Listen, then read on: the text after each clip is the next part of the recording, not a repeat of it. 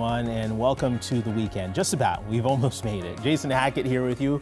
Alicia has the morning off. But before we can get to all the weekend festivities, got to get through some rain this morning, Ben. It's a bit of a wet start. Yeah, absolutely. No severe weather this morning, but you're absolutely right. Torrential downpours. Right now, the heaviest rain pushing into the East Metro. Places like White Bear, Woodbury seeing some heavy rain. Cottage Grove starting to see the rainfall rates increase as well. Lighter showers across the West Metro, but we're still not done with the rainfall yet. From St. Cloud westward, that's where the rain has really wrapped up. So I think over the next hour or so, we're going to watch the heaviest showers pushing east into western Wisconsin. You can see a little lightning and thunder with that main swath of storms, but again, no severe weather is expected, at least this morning. So as far as timing things off for you, heavy thunderstorms through about 6:30, 7 o'clock. By the time we get beyond, I'd say 7:30, 8 o'clock, the rain chances around the metro will be wrapping up from west to east.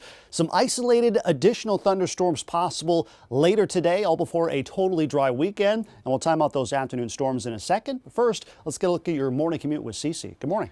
Good morning. Heads up to New Hope drivers. Crash on 169 northbound between 49th Avenue North and Bass Lake Road. Authorities are here. Tow trucks just getting to the scene maybe 30 seconds ago. It is blocking part of this ramp, but cars are still able to use this ramp for the time being. Now, if you're going up toward the Osseo or Champlin area, you'll run into this. I will let you know when this clears, but just a heads up for that. Also, a crash on 94 westbound, not too far here from Radio Drive. You can see if you're traveling toward Oakdale, Maplewood, you will see this. So another thing to keep on your radar in that area. So take it slow in those areas and really all across the metro.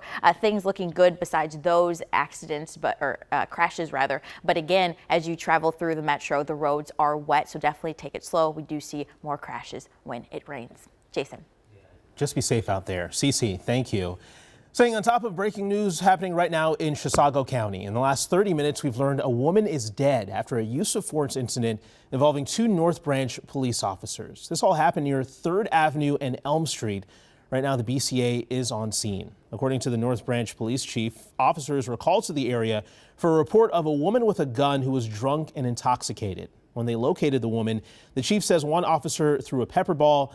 Another officer ended up shooting her. She did not survive. Right now, it's unclear what led up to the shooting. The officers are on standard leave. Our photographer is on the way to learn more. We're going to have an update from the scene coming up in about 30 minutes.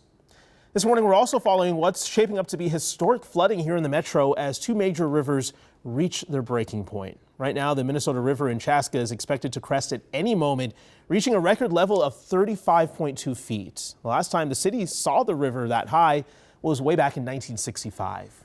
And then in St. Paul, the Mississippi River is also rising to historic levels. Audrey Russo's at Harriet Island Park. And Audrey, what are you seeing out there?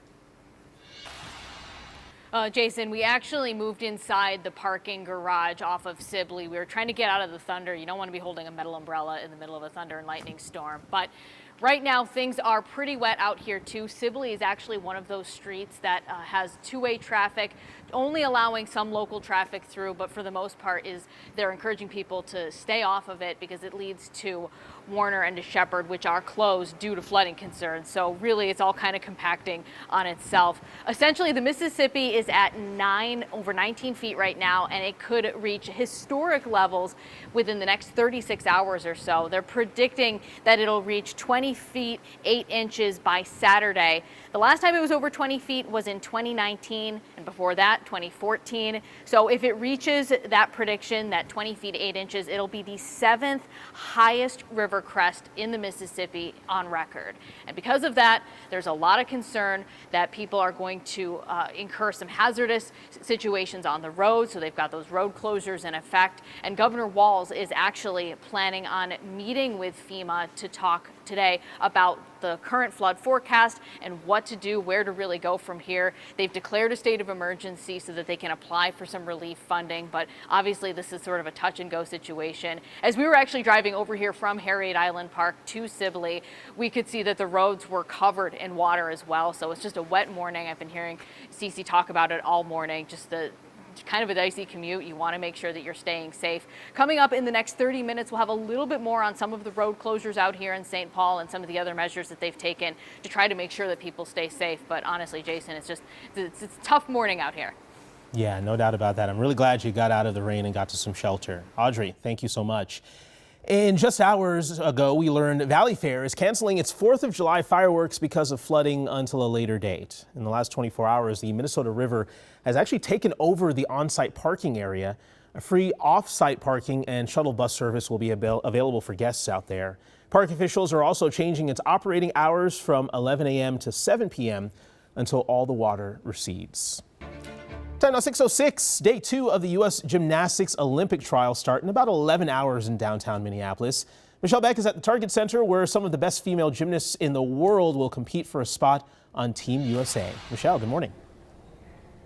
Hey, good morning, Jason. We are live inside the Target Center where everything is just decked out in U.S. Olympic team trials banners. Now, this is what it's all about, women's gymnastics. The women kicking off their competition tonight around 6:30. Gold medalist Suni Lee from St. Paul will start on the vault, all the while, Jason, managing 2 different kidney diseases that haven't been specified. We do know at least one of them does not have a cure. But let's take a look at the leaderboard from the men this morning after day 1 of trials. Spring Park native